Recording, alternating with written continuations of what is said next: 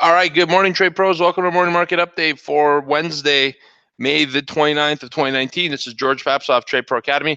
Hope you've all had a phenomenal day. We are into the second day of the week, the trading week, but the third day of the full week. There's going to be some volatility in today's session. We're starting out to the downside, but it's a shorter week this week, and we expected to see a little bit less volatility. The surprise is the magnitude and the briskness of the sell-off that happened yesterday in both oil and in equities, and we'll talk about why that happened in a moment. All right. The next 48 hours, I'm under monitor. I don't know if you guys noticed on the shirt, there's a little Holter monitor here. It's a heart rate monitor, pretty interesting stuff. At 48 hours, we're going to pull up those charts and draw trend lines on them together. It should be pretty cool. You know, cardiology charts, you could study like little peaks. Anyways, I'm going to see if I can, huh? Yeah, exactly. Put a limit at the support, sell a limit at the top, and ride it out for your take profit. I'm going to ask the doctor if I can get the charts and post them online, and we could draw some trends on them. Morning market fun fact for today. The spread between the 10-year and 3-month U.S. Treasuries fell further into negative territory on Tuesday to the lowest level since August of 2007. This so-called inversion is a sign of some economic troubles. We're seeing economic deteriorating data lately. We're seeing a concerned Fed, and we're seeing market participants who are starting to offload their long position. So the downside's opening up, and it's doing so on some pretty decent and consistent volume.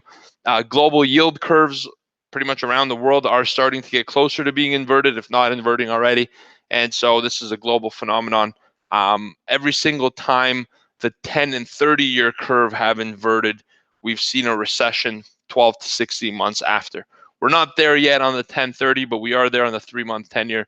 So near-term yields are starting to invert as bonds go up. Why do bonds go up? Because when investors sell equities, what do? They start buying bonds. They got to put their money somewhere. Bonds are the safe play, and the price have gone up. Very interesting for me to see if Bitcoin is starting to establish itself as an inverse correlation asset. Because there's no other reason for it to have gone up other than the fact that everything else is dumping. So I feel like money's running away from risk assets, and maybe, just maybe, Bitcoin's establishing itself as a safe haven player like gold, right? It's got a lot of the same characteristics. So nonetheless, just some key questions being asked here. I don't have answers for you yet. China is ready to use rare earth minerals and metals to strike back in the U.S. trade war. The ruling Communist Party People's Daily newspaper said overnight that, saying in a strongly worded commentary, "Don't say we didn't warn you." That's legit what they said. It's in quotations. All right. The CPD, the China People Daily, is a newspaper that I would strongly recommend you read these days. There is an English version of it, and it's available online for free.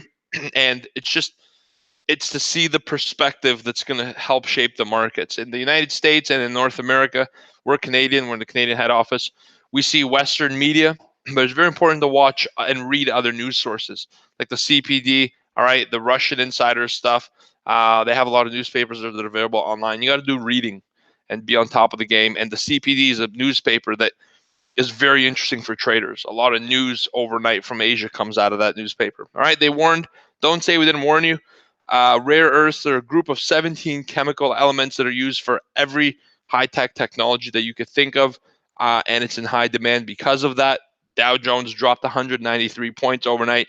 Shanghai is up 1% on the fact that rare earth miners in Asia are gaining traction, or they're getting money inflow because people are buying them.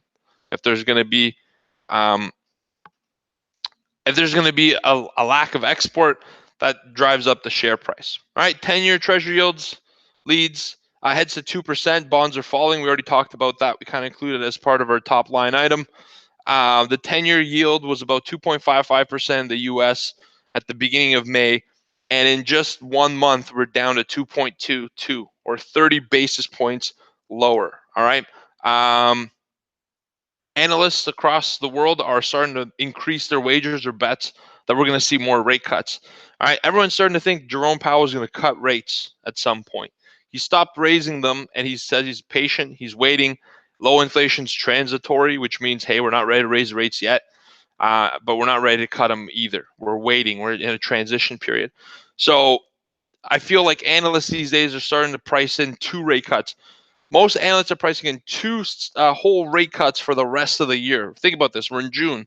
That means if they're going to cut, they're going to have to cut in the June meeting and in the September, or not cut in June and cut September and December, or cut June and December. Whatever it is, next 3 meetings, analysts are saying in 2 of those 3, they're going to cut rates.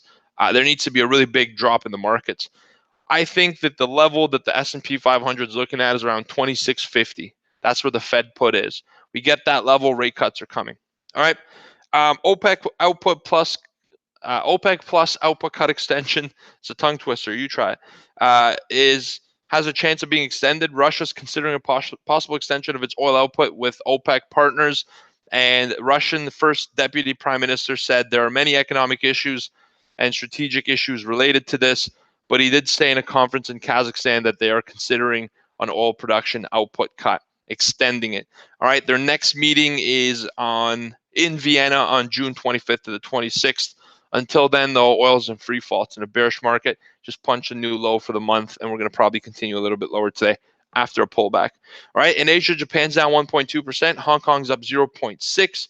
China's up 0.2%. India's up 0.7%. In Europe, London's down 1.4%, Paris is down 1.7%, Frankfurt's down 1.3%. See a red in London equity markets, or in European equity markets rather. In the U.S., Dow's down 0.8%, S&P's down 0.8%, Nasdaq's down 1 percentage point. We're down quite a bit. We broke through the 2,800 key support on the S&P 500, and I think we're going to unleash some more downside liquidity. All right, crude oil's down 1.4%, gold up 0.5 percentage point, Bitcoin's down 2%. And this morning we had mortgage applications. They were minus 3.3% versus 2.4% prior. Less people are applying for loans, all right, which means there's less demand for housing, which is a leading indicator. And refi index down 6% versus 8.3%. Less people are refinancing their homes as well to tap into the liquidity. At 10 a.m., we're going to have Richmond Fed Manufacturing, State Street Investor Consumer Confidence, and 11:30 results of 18 billion 2-year FRN note auction. 1 p.m. 32 billion 7-year note auction. Today we were supposed to have crude oil, but because the holiday fell on Monday, which is Memorial Day, crude oil inventory comes out tomorrow. So there's going to be a wealth of opportunity tomorrow at 11 a.m. Going to be a lot of volatility. It's tradable. And then natural gas goes at 10:30 in crude oil's usual time. So natural gas isn't pushed off, but crude oil is to the Thursday. So it's a big Thursday tomorrow. And then we wind down the week the day after that. So you guys, careful out there. Manage your risk, trade like a TRADEPRO. Look to sell rallies. I think that off this open, we're going to get a little bit of a rebound. Just looking at the S&P, it's coiling down around these 84 to 87s, 88s. It is finding support. We're going to get a little bit of a rebound. Watch how that rebound looks. If we rebound on low volume, start selling rallies, downside's the right side, we could be headed down to pretty low level today. We're through the S1, and I think there's going to be some sell pressure that comes out after a bit of a rebound. All right? You guys have a great day. Come join us. Trade with us in a trading room. Oh, one other item I forgot to mention. We've increased a lot of value at TRADEPRO Academy. We've added a lot of different value tools. All right? And as a company, our biggest concern is taking individuals and transforming them to be proficient and self-sufficient at trading and being profitable on a consistent basis. All right, that's our company mission, our goal, our driver, and we'll stop at nothing to achieve that. And we're doing pretty good with it these days. And as a result of all the value we've added, the prices are going to be increasing. All right, inflation increases, prices increase. We want to do more, and we have such great plans that you'll see. We're a value-driven organization. Prices are going up this Monday, coming up at noon, or at midnight rather. If you've been thinking about checking out what TRADEPRO Academy is all about, now is the time to come in, lock in this low price before they increase. And also, you have the 14-day money-back guarantee. So come in, and if you hate it, great. You could leave, and you get your money back. If you love it, you get the lowest rate you're ever going to pay, and you can hold that for as long as you're a member. So really, it's a win-win-win for everybody. That's how we've structured things at TRADEPRO. Have a great day. Hope to see you in the trading room. Appreciate you all. Take care and goodbye. Good luck, good trading. Watch these markets, trade in the community. There's going to be a ton of opportunity today. Take care and goodbye. TRADEPRO's in the room. Let me draw some levels for you on the S&P.